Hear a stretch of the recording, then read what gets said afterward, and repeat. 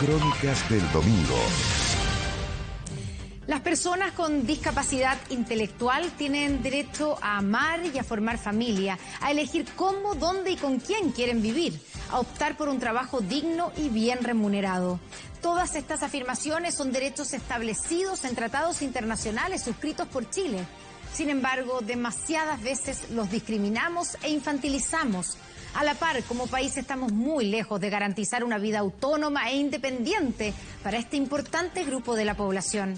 Paz Montenegro con esta crónica del domingo.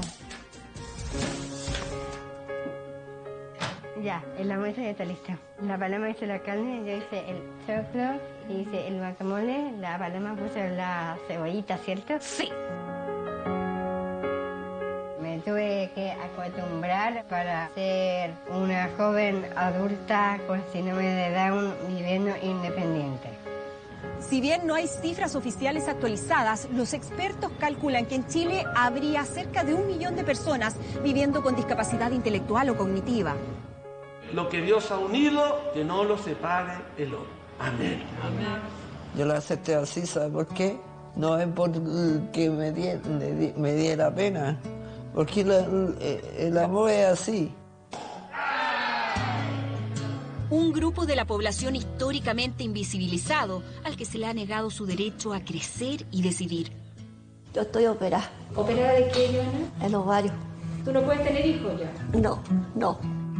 A pesar de las barreras legales y culturales, hoy levantan la voz y exigen una inclusión verdadera, una que sin paternalismos y con los apoyos necesarios les permita realizarse y transitar hacia la tan anhelada autonomía.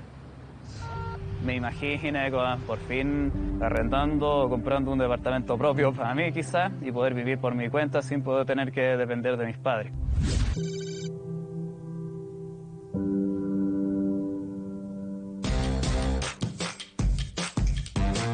En la comuna de Ñuñoa se encuentra ubicada la primera casa simulada de nuestro país. Aquí, jóvenes con discapacidad intelectual practican herramientas y generan habilidades para la vida independiente. Hoy conoceremos a las primeras participantes de esta iniciativa. Hola, Pasita. Pase. Hola. ¿Y acá estamos en su casa? Sí, nuestra casa. Jesús y Paloma nos reciben en el que fue su hogar a fines de 2021. ¿Dónde duermen ustedes? La primera vez fue la pieza que compartía, ¿cierto, Paloma? Sí, compartimos las dos. La experiencia forma parte del último semestre del programa de vida independiente del Centro UC Síndrome de Down, del que ambas se acaban de graduar. Fue una experiencia bonita que a mí me agradó, obviamente, compartir con mi compañía de vivienda. 6 semanas en total para aprender en la práctica lo que significa vivir de forma autónoma. Para mí el primer día fue un poquito complicado porque extrañaba mucho a mi papá. Pero bueno, me tuve que acostumbrar, obviamente, para hacer una joven adulta con síndrome de Down viviendo independiente. Vamos. Aquí comparten las compras, los turnos para el aseo, la cocina, el lavado y el planchado. ¿A ti, Paro, qué te gustaba más? Lavar. ¿Y a ti? Secar, un poquito. Ajá, ¿y el planchado? Un poquito fome, pero igual lo hacía. ¿Cierto, Paro? Sí. Durante este periodo, una tutora vive en el departamento de al lado. Permiso, ¿se puede? Hola, Paula, ¿cómo está ahí? Hola, mi hijo vecino, ¿y usted? Bien.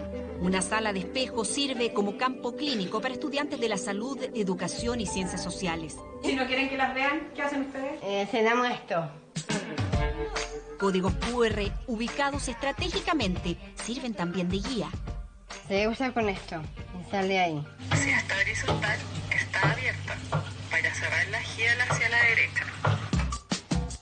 Si bien la supervisión es permanente, los profesionales a cargo intentan intervenir lo menos posible. Estamos en una cultura latinoamericana que tiende mucho a la sobreprotección, a mirar a las personas con discapacidad más desde la perspectiva de la caridad, del pobrecito, del acompañarlo, que si bien es cierto, son muy intuitivas desde el adulto cuidador, no nos hacen bien, porque si es que los chicos no se exponen a poder resolver por ellos mismos los problemas y siempre hay alguien que los soluciona por ellos, no van a aprender nunca a poder hacerlo. La discapacidad intelectual se define como un trastorno del neurodesarrollo que se produce a temprana edad por un evento genético, un accidente o una condición médica. Se traduce en una baja del coeficiente intelectual y limitaciones de la conducta adaptativa, que pueden implicar dificultades para desarrollarse en los ámbitos personal, social, académico y laboral. Es un fenómeno complejo que se expresa en relación con el entorno. En el caso de Joana y Luis, discapacidad y pobreza los determinan desde la cuna. Pertenecen a esa generación en que su condición es vista como una incapacidad, niños eternos, sin derecho a opinar. Cuando eran más niños, ¿fueron al colegio? Yo fui a una escuela especial, pero no aprendí ningún oficio. Yo estoy operada. ¿Operada de qué, Joana? El ovario. Mi mamá me operó. ¿Cuándo? Hace tiempo, chiquitita. ¿Tú no puedes tener hijos ya? No.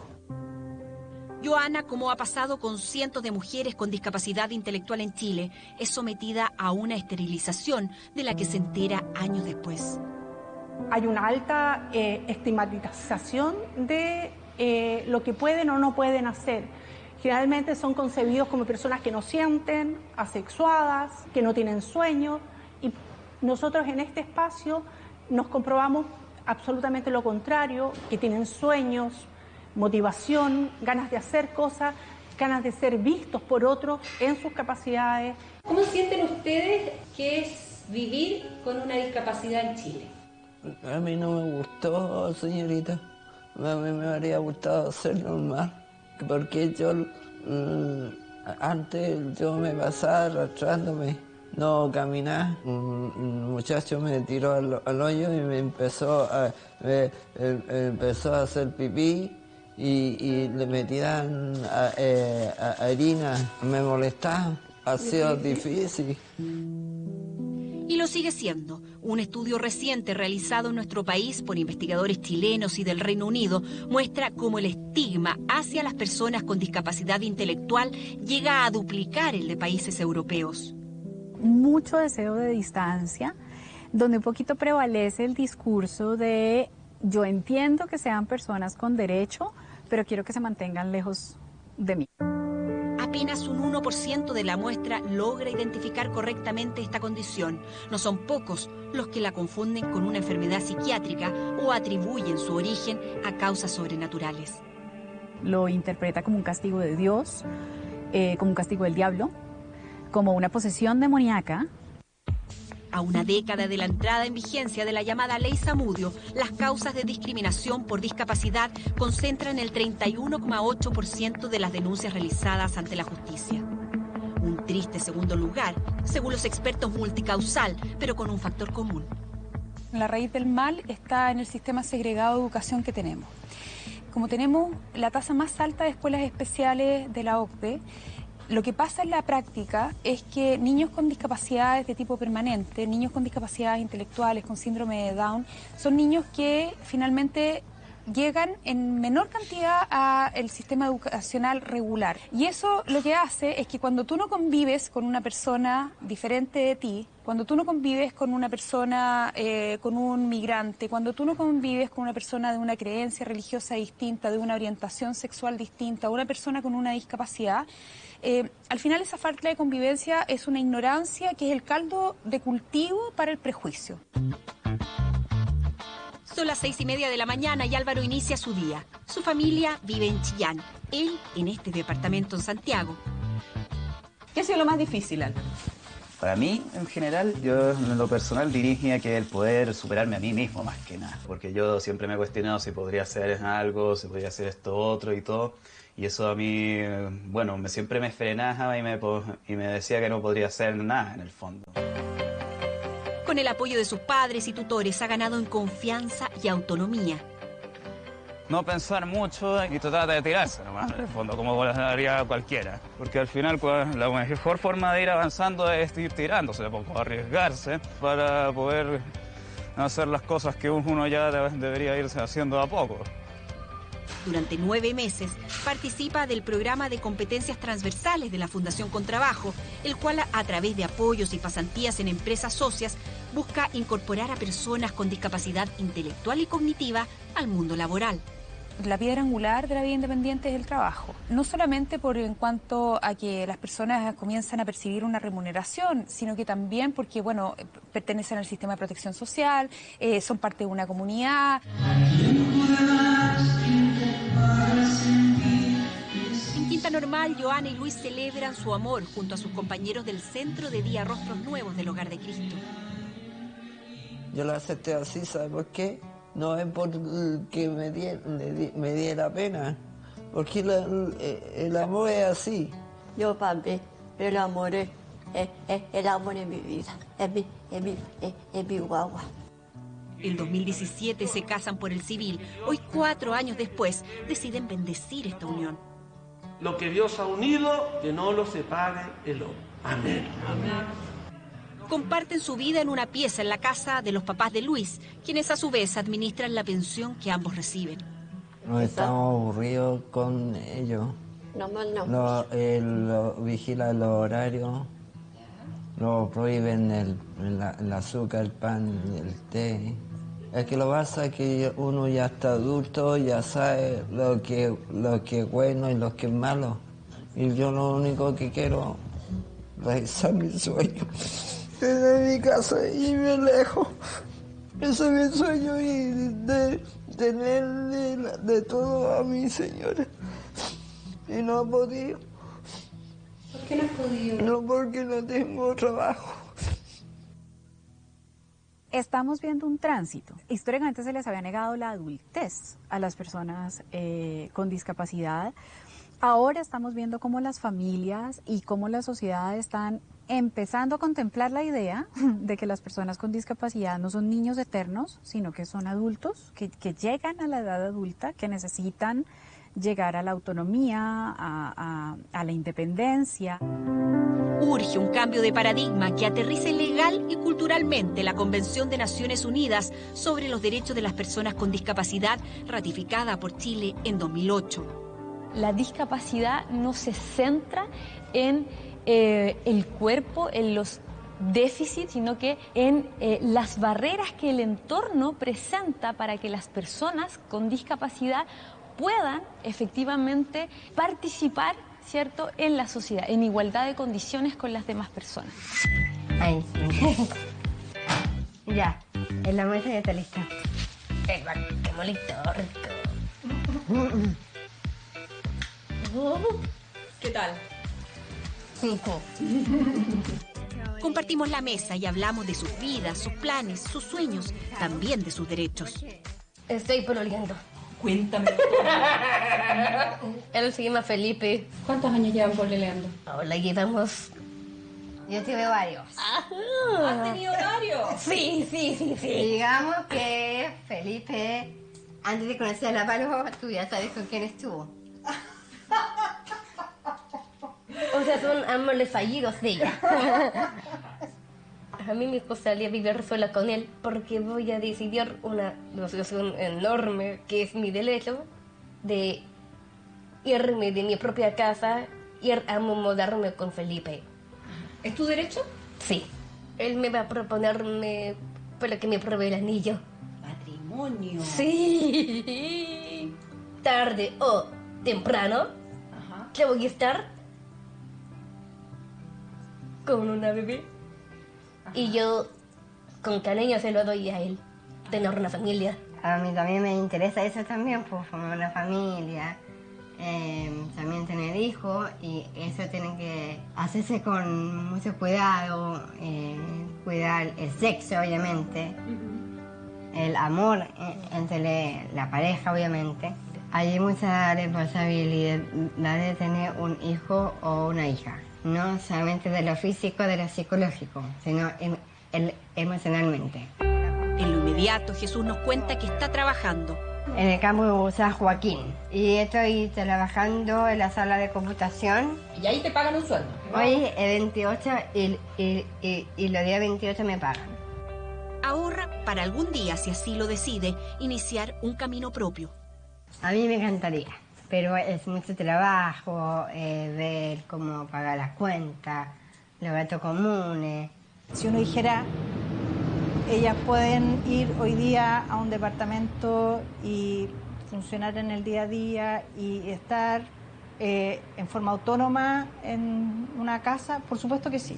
Pero yo creo que el gran tope son los recursos de que las jóvenes tengan, por ejemplo, un trabajo lo suficientemente bien remunerado como para poder financiar en forma autónoma e independiente un arriendo de un departamento.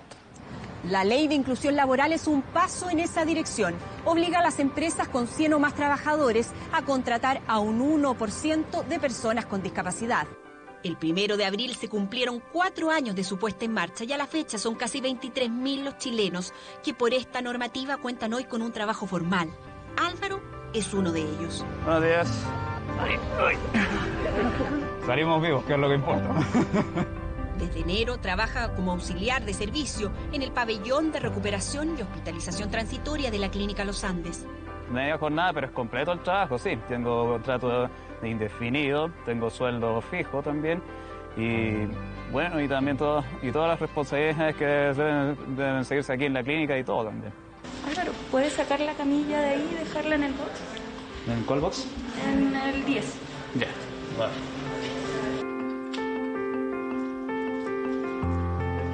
Las funciones que cumplen son imprescindibles. No es en el sentido de que se le haya buscado funciones. Él es un aporte dentro de lo que es la unidad. Me fue faltando algo como una identidad, algo que me haga sentirme útil, que podía contribuir, en vez de ser alguien que solo está ahí sin hacer nada en el fondo. A la fecha, en alianza con la Fundación Contrabajo, ya son 12 los trabajadores que desempeñan labores en distintas áreas de la clínica, con resultados positivos para toda la organización. Lo que apuntamos con este programa es efectivamente a que las variables del entorno tengan tal nivel de disposición que la discapacidad estando presente y la diferencia estando presente no sea un impedimento para el trabajo. Pero como país nos queda mucho por avanzar. De las poco más de 12.000 empresas que debieran estar cumpliendo con esta normativa, menos de un 40% lo está haciendo.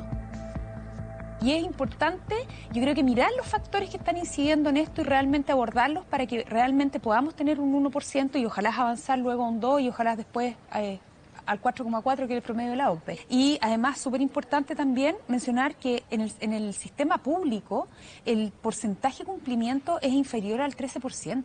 Eso es una vergüenza. Con un trabajo y un sueldo digno, hoy Álvaro se proyecta. Me imagino por fin arrendando o comprando un departamento propio para mí quizás y poder vivir por mi cuenta sin poder tener que depender de mis padres.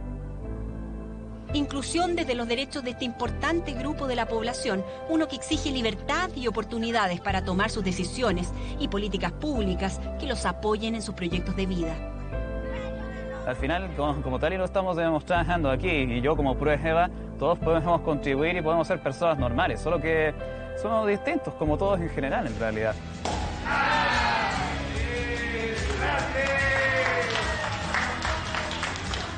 No hay nada en particular, no es como si fuéramos unos extraterrestres o unos fenómenos paranormales, no, porque nada de eso, somos seres humanos, con derecho propio, porque lo único que en general que queremos todos en realidad es querer contribuir, querer ser aceptados en la sociedad.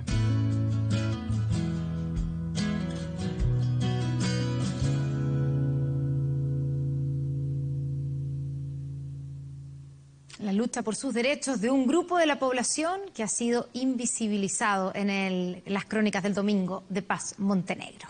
Les recordamos que a partir de las 22 horas, Televisión Nacional de Chile está autorizada a transmitir programas para mayores de 18 años. Vamos a la pausa y ya estamos de vuelta con más aquí en 24 Horas Central.